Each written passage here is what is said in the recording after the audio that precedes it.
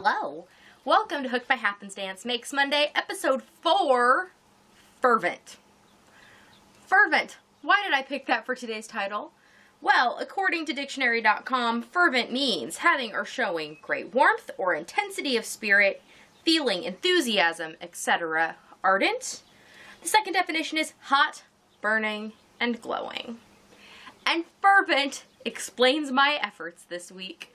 First of all, we are out here right now on the porch, and that is because today is the first very, very proper hot day we've had here in Kansas, and we have had a lot of rain recently also, so it is truly like Kansas muggy out because all of that nice water is evaporating right out of our soil and right into my skin.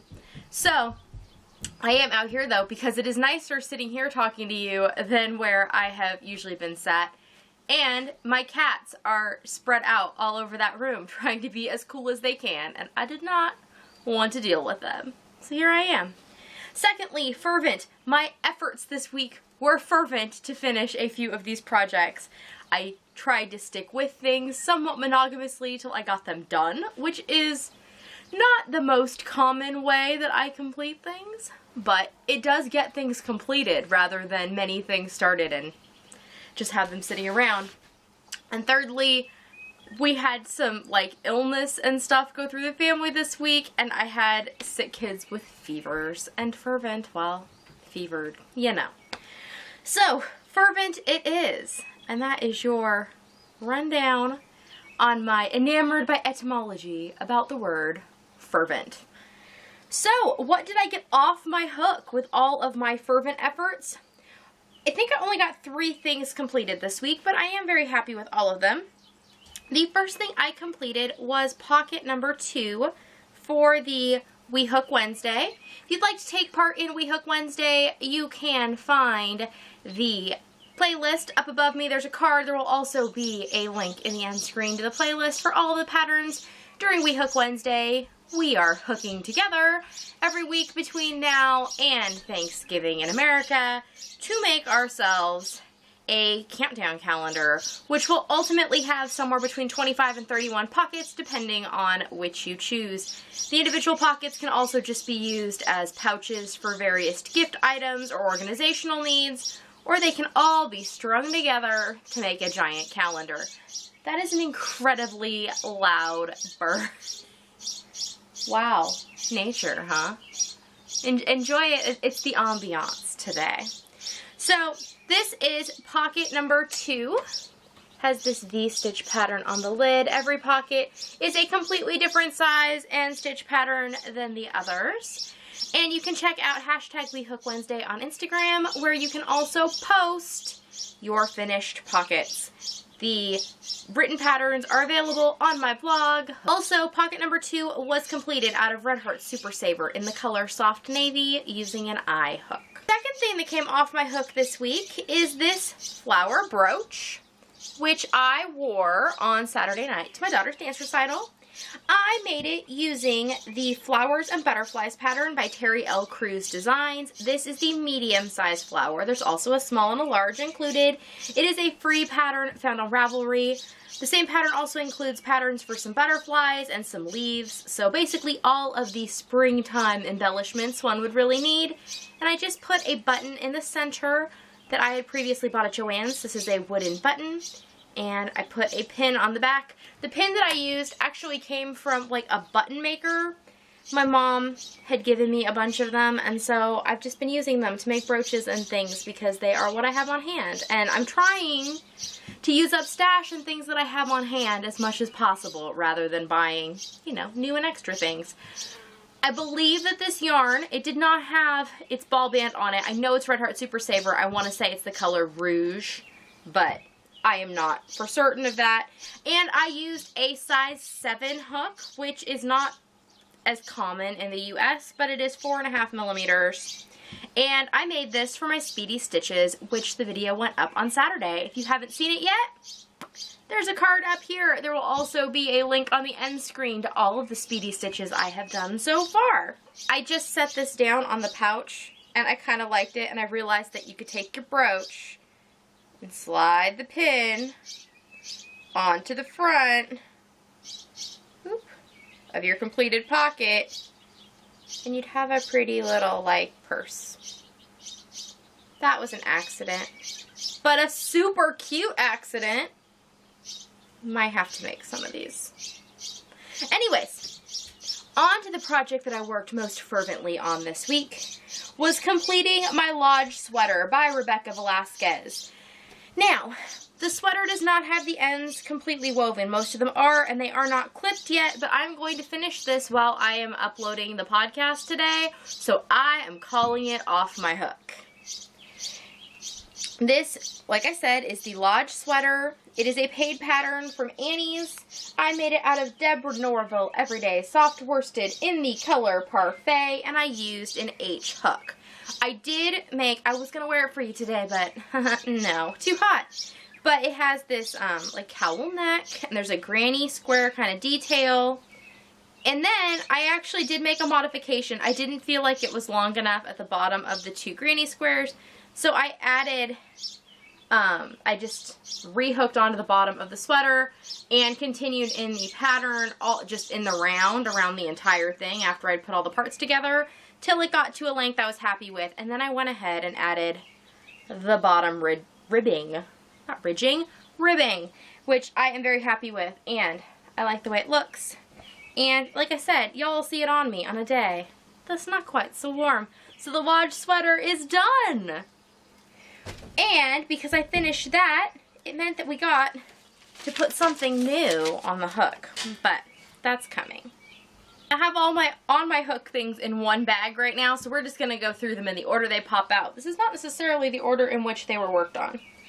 So the first thing that came out of my bag is my mystery mill end thing that I am making. This is out of some mystery yarn that I got in mill end bags at Joann's.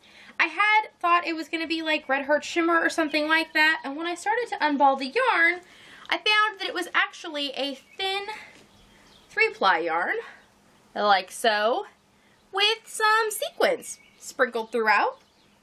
And I actually really like the amount of sequin. It's just enough to be like, ooh, sparkle, but not hello disco.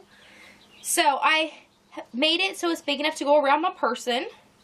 And as you can see, it would go around my person. I need to add just a little bit more to the top, and then I'm just going to kind of put some little sleeves in it, and boom, be done with it. So this is the entirety of the first ball that was in the mill end bag. And then there was a second ball, and last night I pulled it out and I went to hook it on and found that while the first ball was a 3-ply, the second ball was 1-ply. It was an entire skein of a single ply of the very same yarn, just wrapped, you know, a lot of times. And I didn't really know what to do with that, so I took the whole hanky yarn that was there, and I put it on my scale and weighed how many grams, and then I rolled it off into 3 separate balls, each approximately 1/3 of the weight. No, I got that a little off, but that's fine. So then I took the 3 balls, and I held them all together, and then I re-rolled them into this ball as a 3-ply to use together, because the yarn itself wasn't really, like, plied. It wasn't, you know, wound very tight. It was mostly just held together as 3 plies, so I think that'll be fine. So I wrapped that off, and then I didn't want to waste any of it because I want to use all of the yardage I have.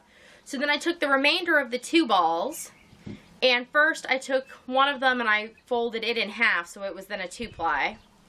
And I held that with the 3rd ply, and I wound that into it. I like tied it all together, and I wound that into it to make more of it. And then there was still a little left of the 3rd ball, so I folded that 3 times on itself because one of the balls ended up much bigger than the other 2. I don't really know how. And I did that 3-ply on itself. And yeah, added it in. So now I have the entirety of the yarn I have available to me in this ball, which I will very shortly add on to my mill end thing. And then I can wear it. And I am very much looking forward to that. So I'm just making it up as I go along, and I'm using an end hook, which can kind of bother my hand. I'm using double crochets because of that, because I'm trying to get a gauge that I liked that kind of shows off the sequins, but is not super holy. So I've been using double crochet in the end hook, and it's turning out very nicely. And I have no clue what this yarn is. If you have an idea, let me know, because it is kind of growing on me, and I would probably be willing to make something else out of it if I had any clue what it was. Okie dokie. The next thing that I have been working on is making some cat-friendly curtains.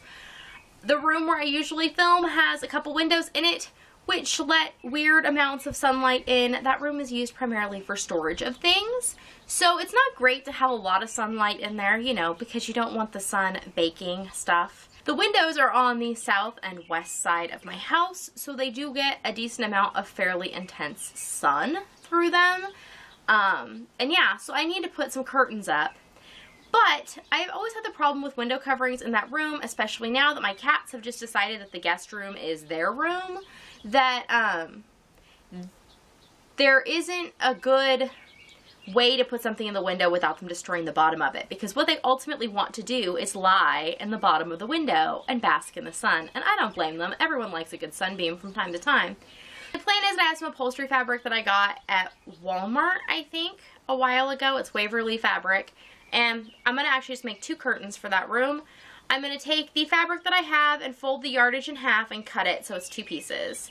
Now that is not long enough to go from the top of my window to the bottom, but that's fine because I don't want to go all the way to the bottom. So I'm just going to finish off. I bought some cafe rods, so I'm going to just make a pocket at the top, you know, and hem the edges and put it on the tension rods, and then I'm going to make an edging for the bottom of the curtains, and then I'm going to actually, with gray thread, just sew this onto the bottom of the curtain. So this is the first one completed. I'm using a J-hook, and this is just an edging pattern out of my Stitch Dictionary. So I just went ahead and made that. And this is Bernat cotton yarn. It's probably Handicrafter. I don't know. It didn't have the ball band on it anymore. In a grayish color. I do know they sell it at Joann's, and I need to get another ball because I don't think I have enough left to make the second one. But I'm really happy with how this turned out, and I think it's going to look very neat, and I think it's going to serve our purposes and make the cats happy and make me happy because they're not going to claw and pull down my curtains trying to get into the window. Or like we had blinds in there, and I always had to keep them pulled up because the cats would bend them and play with the string. And this, I'm hoping, will be a beautiful and good solution and allow me to control the lighting levels so that I can film in there. Because without curtains on the windows, it's a little difficult to get filming in there at certain times of day. I also worked some more on my crochet Chrysanthemum Shawl that I showed you last week. This is being made out of Premier Yarn Sweet Roll in Spearmint Pop. And it is a free pattern from Premier Yarns. I had made this pattern when I first started crocheting out of different yarn, and it was a hot mess. And so I decided I really wanted to make one. And I wanted to do it right. So that's what I'm doing right now. But despite using 2-ish skeins and an eye hook of the Sweet Roll, I didn't have enough yarn to finish off the edging. So what I actually did, I frogged out the last like round-ish that I had because I wanted a complete round of the gray. So I frogged back to the last complete round I had done. And then I am using Red Heart Super Saber in the color Gray Heather. And I'm adding that around as the edging, and then there is, let's see, so this is like the kind of loopy mesh edging, and then I've started on, there is a thicker edging component that goes on for a few rounds. So I'm on to the thicker part, and it's going to be kind of floppy, and it's not laying super flat, but when I look at the picture, they had used a yarn that had an alpaca content, but even still, theirs kind of had a loopy content or shape to it too. So I kind of like that you can wear it like in half, and you can kind of like offset it. It's kind of like a blanket and a shawl combined, but with a lot of like air going through. So I think it'll be good for, it's definitely good for kind of cutting that chill that can be caused during the spring or when there's like a fan or air conditioning over you. So I am enjoying working on it, and I'm looking forward to finishing the product up. The colors, I am not, like the colors of the Spearmint Pop, this is not really Kendra's happy place, like the blue and this like kind of baby jade and white. Despite the fact I've been working in those colors a lot, they are not necessarily colors I like for me or just like generally. But as soon as I added this gray on, I feel like the colors looked less pastel and suddenly saturated a little. And I like the colors a lot more. I like the blue that's in here a lot more with the gray as an accent. And I think that this would look really nice now with denim or khaki, which I think is important because most things will match like black as a base, either black or brown. But it's nice if you have something that's going to be an accessory item that you would want to then, you know, obviously wear with other clothes. If they can match up with denim or khaki, you kind of covered yourself on the fact that they will be usable, because that covers you on all of your bases. That it will match either a black or a brown bottom, and if you can match khaki and denim, then it can become a piece that you can wear with more than one outfit, which I think is really important for accessories to make them really useful in your wardrobe. And if they're useful, you will use them. And the last thing that has jumped on my hook this week, jumped on real quick, like minutes after I finished my Lodge sweater. Last week I challenged myself that if I could finish my Lodge sweater, I would buy myself another paid-for pattern to start a dress.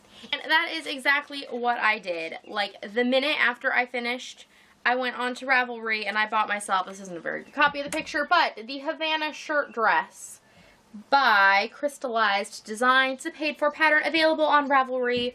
I'll be making it in one color, but the pattern does have, like the picture is in like a striped kind of thing, and it's beautiful, the colors that they used for that.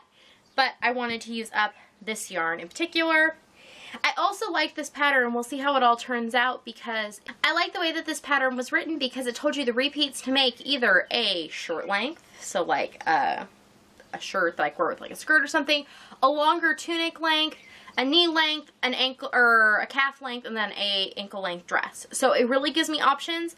Also, if this is a pattern I like and I think I'm going to be able to tailor it so it will actually fit my body, which is not always something patterns do, being able to do that would give me some options to make more of these in different ways and styles to fit myself, which would be great.